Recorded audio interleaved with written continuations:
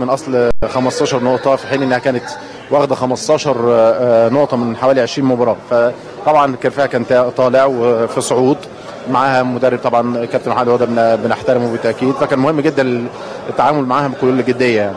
ايجابيات في كل مباراه بجانب النتيجه والاداء، بنشوف مروان بيحرز هدف اكثر من رائع، بنشوف كمان وليد ازارو، النهارده كنا بنتمنى نشوف احمد فتحي، لكن ظروف اكيد المباراه بتضطر مثل مارتن لدفع بعض اللعيبه واراحه بعض اللعيبه. طبعا اصابه حمدي فتحي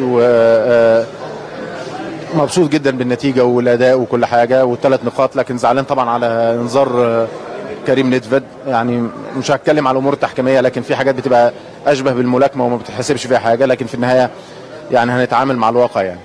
الصفحه خلاص يا كابتن سيد، عارف انت يمكن ساعتين وهتكون متواجد في مطار القاهره لرحله فيتا كلاب، توفير الامور كلها الخاصه تبقى يعني تفرق بشكل كبير جدا مع اللاعبين. كيف ترى المواجهه وكيف ترى ايضا كمان الفصل بين بطوله الدوري والبطوله الافريقيه؟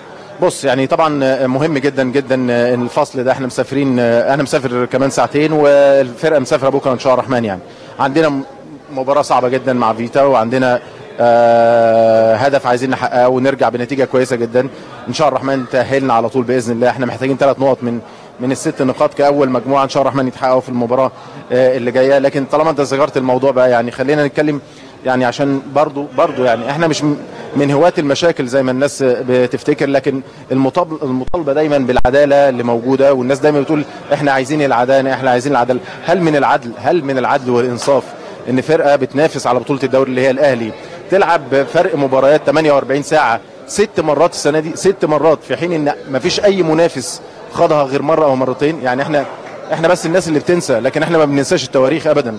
احنا لعبنا مع الترجي يوم 17، سيبك من الترجي 17 اغسطس، ولعبنا مع وادي دجله يوم 21، ولعبنا مع حرس الحدود يوم 24، يعني الفرق يومين. ولعبنا بعد كده مع كمبالا يوم 28، يعني من 17 ل 28 اغسطس لعبنا 4 مباريات في 11 يوم بس. وبعدين لعبنا مع الاتحاد السكندري محليا يوم 7 اكتوبر، ولعبنا مع الترسانه في بطوله الكاس يوم 10 اكتوبر، ادي تاني مره بتحصل اهي مظبوط. وبعدين لعبنا مع جيما يوم 14 اوكي، وبعدين لعبنا في الدوري يوم 17، وبعدين طلعنا لجيما تاني في اثيوبيا اوكي، دي ثالث مره بتحصل اهو. وبعدين لعبنا مع سيمبا يوم 2، ولعبنا مع انبي يوم 5، ولعبنا مع حرس الحدود يوم 8، ورحنا سافرنا تنزانيا عشان نلعب سيمبا الثاني يوم 12 اوكي. انا عايز اعرف ليه مباراه الزمالك والمقاولين اتاجلت 24 ساعه؟ ايه الداعي؟ يعني احنا ليه تتاجل 24 ساعه؟ ولو الاوبشن ده موجود، انا عارف ان الكونفدراليه اقوى من دوري الابطال، لكن اعتبر ان دوري الابطال يا سيدي بطوله محليه، ليه تتاجل 24 ساعه؟ ليه من العداله والانصاف ان انت تستفاد من اجهادي وتعبي وانا ما استفادش من اجهادك وتعبك؟ هل من العداله والانصاف ان انت بتبقى بترحل المباراه 24 ساعه عشان فرقه تانية ترتاح؟ الله، طب ما انت حاطط لي في الجدول الجديد ان انا هلاعب الاتحاد السكندري يوم 2 ابريل 2/4، في حين ان انا هلاعب الزمالك يوم 30 ابريل. طب انا هلاعب بعدها في افريقيا. طب استنى اما اشوف بقى لو المقياس ده، لو العداله واحده يعني. لكن انا ما اعرفش تاجلت المباراه ليه 24 ساعه على اساس ايه؟ وهل انا مثلا يعني على اساس الناس جايه من افريقيا وانا كنت جاي من الساحل الشمالي مثلا؟ طب انا كنت جاي من اثيوبيا، وكنت جاي من تونس، وكنت جاي من تنزانيا، جاي من مباريات وطالع المباريات ده انا هزود لك بقى يعني زي ما بيقولوا الشعر بيت ولا مش عارف.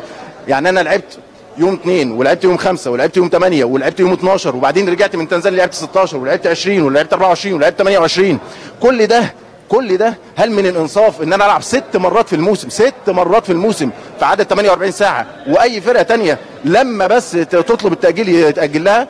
ما اعتقدش ان ده يعني من الانصاف ابدا. وفي واحد دايما بيطلع يقول لك يعني ايه الشيزوفرينيا اللي موجوده؟ انا ما عنديش شيزوفرينيا، انت اللي بلا عقل. يعني لما تحسب بالعداله والامور اللي ماشيه بالشكل ده، هاتها بالورقه والقلم، سيبك من الكلام بس لان انت بتصدق نفسك. يعني سيبك الكلام، هاته بالورقه والقلم وشوف هل من العداله في موسم واحد العب 6 مرات الفرق بين المباراه والثانيه 48 ساعه، وغير يلعب مباراتين؟ وهل من العداله ان انت عشان تلعب مباراه او طالع مباراه ثانيه عشان هتطلع تمثل مصر؟ طب انا كنت بمثل ايه؟ يعني انا كنت بمثل ايه بالظبط؟ وهل دوري المجموعات في الابطال مختلف عن الكونفدراليه؟ طب انا كنت بلعب بسيمبا فين؟ في دوري المجموعات ليه ما رحلتليش؟ طب ما انا طلبت حرس الحدود مثلا انه يتاجل، ليه ما تاجلش يوم ولا حاجه؟ ولو المقياس كده، طب ليه حطيت لي مباراه الاتحاد السكندري بعد 48 ساعه؟ ليه المقياس كده؟ يعني دايما بس عشان الناس بتتذكر ان احنا بنتجنى على حد، احنا بنتكلم بالارقام والتواريخ. هل الارقام اللي انا قلتها دي مظبوطه ولا مش مظبوطه؟ مظبوطه. طب هل من الانصاف مره ثانيه ان انا لما اتعور لعيبه من كتر المشاركات تمام من كتر المشاركات. هل ده من الانصاف ان انت لما تتعرض لنفس الموضوع تاخد راحه؟ يعني ما اعتقدش ان ده برضو يعني من الفير والعدل. لكن في النهايه زي ما انا قلت لك يعني انت بتتعامل مع الواقع. لكن اتمنى يبقى في اسباب مباشره وصحيحه و100% تتقال لنا ليه بيحصل كده. ده اللي بيقولوا الجدول اللي هو متصنف لنا يعني طلعوا لجنه المسابقات ان هي مثلا يعني ابو لهب تمام على اساس انها بتعمل حاجات لينا تمام في موسم اكتر موسم يمكن في الحياه ضغط فينا مباريات، ومع ذلك ما اتكلمناش خالص وما اعترضناش خالص. لكن من حقنا لما حد يتعرض لنفس الموضوع يتعامل نفس المعامله اللي احنا اتعاملناها بس. شكرا جزيلا.